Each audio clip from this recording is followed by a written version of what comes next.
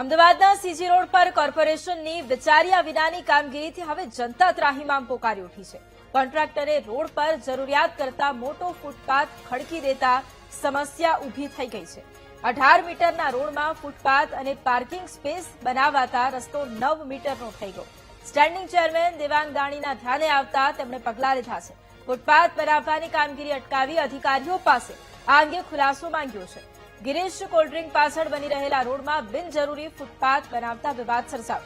Contractor અને અધિકારીઓના બુદ્ધિના પ્રદર્શનથી રસ્તામાં ટ્રાફિક જામ થાય છે. કોન્ટ્રાક્ટરની લાલિયાવાડી સામે સ્ટેન્ડિંગ ચેરમેનની પણ લાલા. ફૂટપાથની કામગીરીમાં જ ખામી દેખાય છે તેવું સ્ટેન્ડિંગ કમિટીના ચેરમેનનું કહેવું છે. કોન્ટ્રાક્ટર અને જવાબદાર અધિકારીઓ પાસે પણ ખુલાસો માંગ્યો છે. મ્યુનિસિપલ કમિશનર તપાસ કરીને યોગ્ય કાર્યવાહી કરશે તેમ જણાવ્યું. આજે સવારે ગિરીશ કોલ્ડ્રિંક થી મીઠાખરી 6 રસ્તા હું ને ડેપ્યુટી મેયર જયારે જઈ રહ્યા હતા ત્યારે ટ્રાફિકની લાંબી લાઈનો લાગી હતી. તો એના મૂળનું સંશોધન કરતા અહીંયા આગળ જે ડક નાખવામાં આવી અને એની સાથે પાર્કિંગ માટેના પેવર બ્લોક નાખવામાં આવ્યા. પરિણામે જે હયાત રોડ છે એ 18 મીટરનો છે, એ રોડ 9 મીટરનો થઈ જાય છે. પાર્કિંગ આવવાને કારણે, ડક આવવાને કારણે અને ફૂટપાથ ટોટલી 3 મીટર કરતા વધારે સ્પેસ રોકાઈ જાય છે. આમ રોડ ટૂંકા થતા આ ટ્રાફિકની સમસ્યા ઇન ફ્યુચરમાં ના રહે એટલા માટે કામ અટકાવવામાં આવ્યું છે.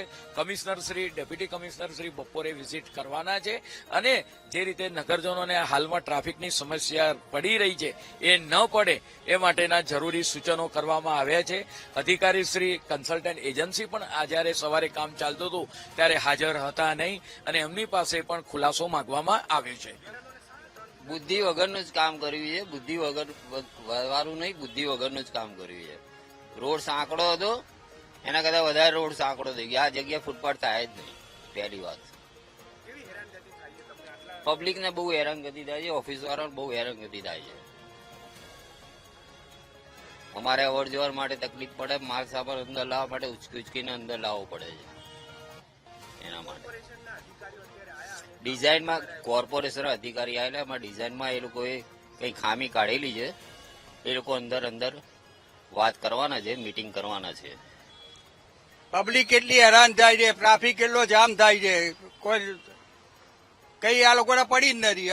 અમારે તો ખિસ્સા ભરાય છે એ જોવું છે, બીજું હોઈ જાય કે પબ્લિકના પૈસા આપણે જલસા કરો, ટેક્સ ઉઘરાવો, લોકોની ગાડીઓ ઉપાડો, રૂપિયા લાવો, ભેગા કરી લાવો.